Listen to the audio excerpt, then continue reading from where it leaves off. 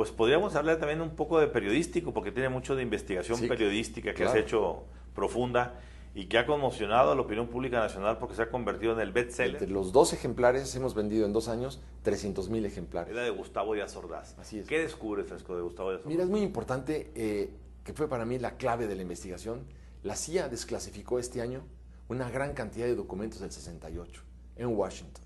Entonces, Y fuiste para allá. fui. Entonces, aquí tienes una cantidad de documentos que no se conocen, o que se empiezan a conocer, o que se empiezan a divulgar, en donde queda clara la participación de la CIA en el movimiento del 68. ¿De qué manera, Fresco? La gente pensaba, por ejemplo, que fue un movimiento estudiantil porque los estudiantes estaban en contra del gobierno. No es cierto. Esto del movimiento estudiantil le tenemos que poner unas comillas tremendas. Sí hay movimiento estudiantil, pero es como consecuencia de las provocaciones que articula la CIA en México, que encabezaba Winston Scott, en contubernio con Luis Gutiérrez Oropesa y con Alfonso Corona del Rosal.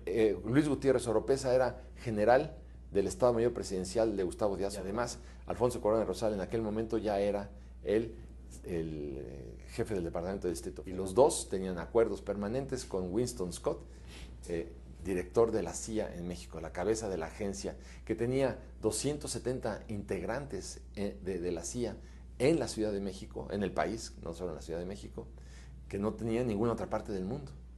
Entonces aquí ves tú la paranoia del presidente Johnson, que él está viendo con mucha claridad que no quiere que se repita el fenómeno de Cuba y que como había fracasado Kennedy en Bahía de Cochinos. Entonces tienen la preocupación de que a lo largo de 3,000 kilómetros de frontera, fuerzas extranjeras se pudieran convertir o invirtieran en México su tiempo, su dinero y sus esfuerzos precisamente para crear en México una convulsión política tremenda que la podían producir los cubanos, los chinos, los soviéticos. Estábamos en la Guerra Fría. O sea, estamos en la paranoia comunista. En la paranoia comunista, macartista. Entonces, la cuestión es, antes de que a ellos se les ocurra que van a entrar, vamos a que nos ocurra a nosotros cómo defendernos desde ahorita para que no entren. Y para estos efectos tenemos que quitar a Díaz Ordaz. Díaz Ordaz no nos va a servir. Ese es el tema central de esto. Y vienen las Olimpiadas, y después de las Olimpiadas vienen las elecciones del año 69. Y las Olimpiadas se convierten en el pretexto perfecto para que en esa coyuntura exactamente se abre, articule. Qué mejor para todas estas potencias enemigas de los Estados Unidos que están combatiendo por el otro lado en Vietnam. No se nos olvide que la guerra de Vietnam está en sus máximos apogeos, con los bombardeos de las fortalezas B-52 y todas ellas. La guerra, y además dicen, ya hubo movimientos anti-Vietnam en todo el mundo por estos bombardeos. ¿Cuánto tiempo va a tardar en que en México haya una expresión popular, una manifestación pública en contra de Vietnam? Y que aproveche Rusia, y que aproveche China, y que aproveche Corea, y que aproveche Cuba también para entablar una guerra en contra de los Estados Unidos. No podemos permitir que siga Díaz Ordaz. Necesitamos un hombre duro, un hombre recio al frente del poder. Necesitamos un militar. Y ese militar, y además licenciado, la combinación perfecta, se llama Alfonso Corona del Rosal, que también tenía desde 1960, tenía ya en el PRI, había integrado a la famosa policía priista. Imagínate nada más de qué estamos hablando, con 20,000 y pico de halcones a sus órdenes, que era una fuerza paramilitar sin comparación en la historia de México. Entonces era un paramilitar de lujo, Corona del Rosal, que se había educado también en las escuelas militares de los Estados Unidos y que había tenido relaciones inclusive ya desde antes con el propio presidente Roosevelt. Imagínate desde cuándo estamos hablando, aun cuando él era un chamaco. Pero también tenía las relaciones ya con la CIA y además con el presidente Johnson. Entonces el hombre que iban a instalar, como habían instalado en Nicaragua, no es ninguna sorpresa, en la República Dominicana con Trujillo, con los Somozas, habían quitado, ¿te acuerdas? Al presidente, habían puesto a Castillo Armas para quitar a Arbenz en Guatemala, y estaban sustituyendo así, dentro de la Guerra Fría, a todos los gobiernos que sentían que no tenían la suficiente fortaleza para hacerlo. Se da entonces, necesitaban ellos crear un conflicto en México, un conflicto estudiantil. No quisieron crear un conflicto obrero por la escasa capacidad de respuesta. Entonces querían algo que fuera mucho más volátil. ¿Qué era más volátil? Los estudiantes eran de mecha corta, vayamos con los estudiantes. Y cuando se produce precisamente aquel acontecimiento del enfrentamiento entre dos pandillas de estudiantes de la escuela ochoterena en 1968, entonces ves la respuesta de la CIA y de Corona del Rosal, que dicen, vamos a mandar a los granaderos y mandan a los granaderos para acabar con un conflicto que no tiene ninguna trascendencia.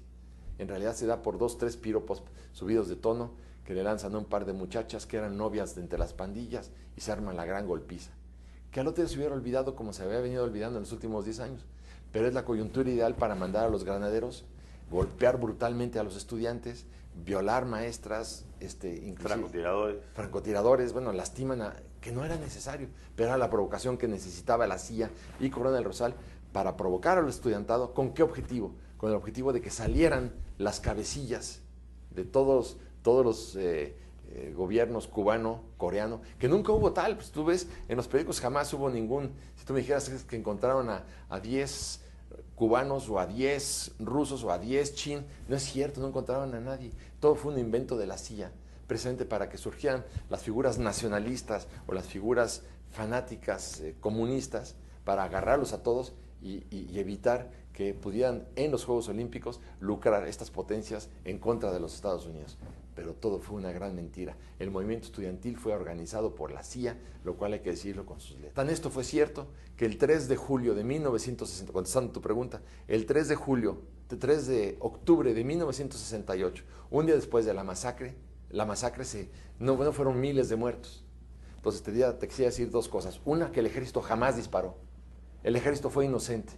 Y ahí lo puedes ver tú en muchas de las direcciones electrónicas que pongo en el libro, como por ejemplo la conexión americana. Ahí queda clarísimo en las tomas directas que el ejército, cuando sube a aquella explanada y hay 10,000 personas, si el ejército hubiera querido matar, el ejército hubiera podido matar a las 10,000 personas con una bala, matan a 7. ¿Quién dispara? ¿Quién dispara? Disparan los francotiradores de la CIA, los francotiradores de los halcones de Alfonso Corona del Rosal y de Luis Gutiérrez Oropesa, con la autorización de Díaz Ordaz. Por eso es que Díaz Ordaz no tiene perdón. Y Díaz Ordaz es el principal traicionado después.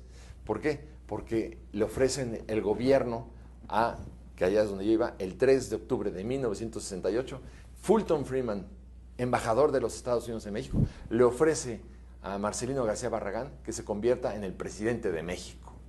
Esto no se sabe y esto es lo que hay que divulgar. Ahí está la CIA a su máxima expresión. ¿Por qué nos cogen a Alfonso Corona del Rosal? Porque Alfonso Corona del Rosal había traicionado al ejército desde que le ordenó que los militares dispararan, los paramilitares, los halcones que él tenía, disparen en contra del ejército. El ejército nunca se lo iba a perdonar. Y si la CIA imponía a Corona del Rosal en contra de los deseos de los militares más destacados de México, de la jerarquía, iba a haber y lo iban a derrocar a los 3 minutos. Entonces, por eso es que desisten de Corona del Rosal, se frustra Corona del Rosal, pero él se da cuenta. O sea, habría que entender entonces que en su momento Marcelino García Barragán, el general secretario de Defensa, fue un patriota que terminó diciendo yo no voy en esta. Y larga de su oficina a Fulton Freeman, lo larga de su oficina.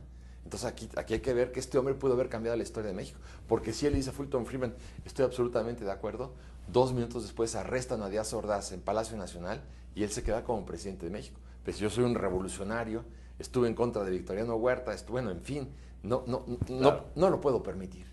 Y lo larga de la oficina. Interesantísimo. Entonces por eso, ni el ejército dispara, y al otro día le dice Díaz Ordaz a Gutiérrez Oropesa, vamos a dictar una suspensión de garantías en todo el país.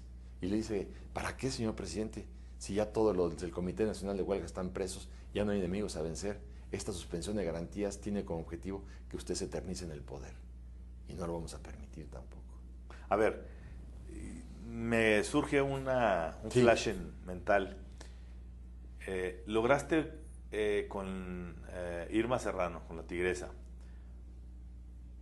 Ellos estaban en relación en los momentos del 68, como para que ella te dijera cómo se sentía de Ordaz en esos días. Ella nada más, sí, tenía una gran angustia, pero ella nada más acusa a Echeverría, solamente a Echeverría. A él lo culpa de todo lo que pasó.